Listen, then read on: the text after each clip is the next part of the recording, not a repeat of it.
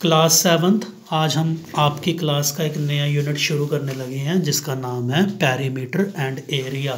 ठीक है, इस यूनिट को आपने ध्यान से समझना है क्योंकि आने वाली जो क्लासेस हैं 8th 9th 10th वहाँ पे भी आपको ये यूनिट काम में आएगा।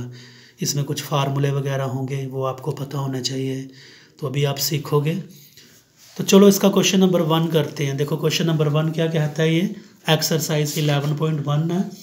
तो ये क्या कहता है, the length and breadth of a rectangular piece of land. ज़मीन का एक टुकड़ा है, कैसी शक्ल है उसकी, रेक्टेंगुलर, और उसकी लेंथ ब्रेड्थ दे रखी है हमें। फाइंड, फर्स्ट पार्ट में एरिया निकालना है। चलो पहले इतनी बात करते हैं फिर सेकंड पार्ट की बात करेंगे। फर्स्ट पार्ट हम लिखेंगे length of the plot, length of the plot. कितनी थी प्लॉट की लेंथ, 500 मीटर, यही थी ना। yes, उसके बाद ब्रेड्थ ऑफ द प्लॉट कितनी, 300 मीटर। फर्स्ट पार्ट में क्या निकालना है, एरिया। तो therefore it's area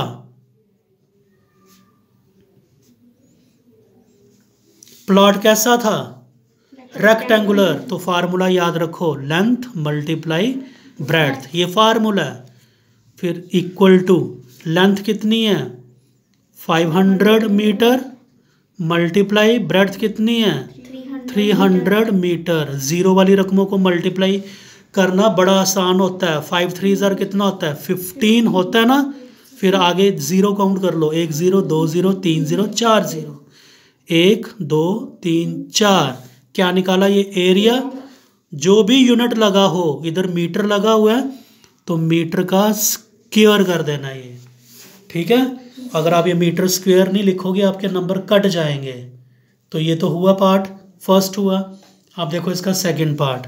second part में कहता है आपने इस जो रेक्टेंगुलर प्लॉट था इसकी कॉस्ट निकालनी है। अगर इसको किसी ने खरीदना है, अगर 1 मीटर स्क्वायर की कीमत दी हुई है, कितनी, 10,000 दी हुई है। क्या, अगर 1 मीटर स्क्वायर की कीमत कितनी दी हुई है, 10,000 दी हुई है, तो इस रेट के हिसाब से किसी बंदे ने अगर ये प्लॉट खरीदना है तो उसको कितना पैसा देना पड़ेगा, बहुत सारा पैसा देना पड़ेगा। तो चलो देखते हैं, अभी इधर से ही लिख देंगे हम, कॉस्ट ऑफ लैंड, ये साइन होता है at the rate of rupees 10,000 पर मीटर स्क्वायर। अगर ये जमीन का टुकड़ा जिसका एरिया इतना आया था हमारे पास, कितना आया था 1,50,000 मीटर स्क्वायर, अगर इस लैंड की कीमत पर मीटर स्क्वायर 10,000 है, तो अगर पूरा प्लॉट खरीदना होगा तो तब कितना पैसा हमें देना पड़ेगा। तो क्या करना है आपने, ये रुपीज़ 10,000 को मल्टीप्लाई कर देना है इस एरिया के साथ। 15 कितने ज़ीरो हैं, 1 2 3 4। तो ये भी ज़ीरो वाले नंबर की मल्टीप्लिकेशन है, बहुत ईजी मल्टीप्लिकेशन होगी। 15 1 ज़ा 15 और साथ में ज़ीरो काउंट कर लो, 1 2 3 4 5 6 7 8। दोबारा देख लो, 1 2 3 4 5 6 7 8, 8 0 1 2 3 4 5 6 7 8। तो ये इतने का पड़ेगा। तो इसमें वो प्लेसेस वगैरह लगा के तो आप देख लेना ये कितने का बना ये। तो ये क्वेश्चन नंबर 1 कंप्लीट हुआ, ठीक है। अब हम क्या करेंगे, क्वेश्चन नंबर 2 करेंगे। क्वेश्चन नंबर 2 में क्या है, पढ़ो क्या है, फाइंड द एरिया पे। कैसा प्लॉट है, अभी स्क्वायर पार्क है, ठीक है। कैसा पार्क है, आपको क्या दिया, उसका पेरीमीटर दिया हुआ है। देखो जब भी आपने किसी स्क्वायर का एरिया निकालना हो ना, तो हमें उसकी साइड पता हो तभी निकल सकता है वो। लेकिन साइड तो यहाँ पे दी नहीं हुई है, दी हुई है क्या साइड, पेरीमीटर तो दिया हुआ ना। पेरीमीटर की मदद से हम क्या करेंगे, उसका साइड को निकाल लेंगे। तो जब साइड आ जाएगी तो फिर क्या उसका हम एरिया भी निकाल लेंगे। हम लिखेंगे यहाँ पे देखो पेरीमीटर ऑफ द, कैसा पार्क था, स्क्वायर पार्क, कितना 320 मीटर।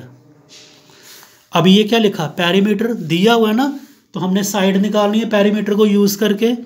तो आप क्या करो, पेरीमीटर के लिए फार्मूला लगा लो। वो फार्मूला होता है 4 मल्टीप्लाई बाय साइड। याद रखना ये जो स्क्वायर होता है ना, उसके पेरीमीटर का फार्मूला क्या होता है, 4 मल्टीप्लाई बाय साइड। तो 4 मल्टीप्लाई बाय साइड कहाँ से आया, हमने पेरीमीटर ऑफ द स्क्वायर का फार्मूला लगाया, इक्वल टू 320 मीटर। तो यहाँ से साइड निकल जाएगी, साइड किसके बराबर आएगी फिर, साइड इक्वल टू 320 को डिवाइड कर देना 4 के साथ। अब ये कैंसिल होता है तो करो, 4 1 जा 4, 80 मीटर के आगे उस स्क्वायर पार्क की हर साइड आ गई। तो अब तो एरिया आ जाएगा। Now area of the park, area of the square park. तो स्क्वायर के एरिया का फार्मूला याद रखना है, वो होता है साइड को मल्टीप्लाई करना है साइड के साथ ही। तो ये साइड आई थी नहीं हमारी, अभी क्या आई थी 80, और उसको 80 के साथ ही मल्टीप्लाई करना है। 8 8 जार कितना हो गया 64, साथ में 2 0 आ गए। और ये एरिया आ रहा है ना, क्वेश्चन किस में दिया था, मीटर में, तो मीटर स्क्वायर आ गया ये। ठीक है, तो ये क्वेश्चन नंबर 1 2 था। कौन सी एक्सरसाइज 11.1।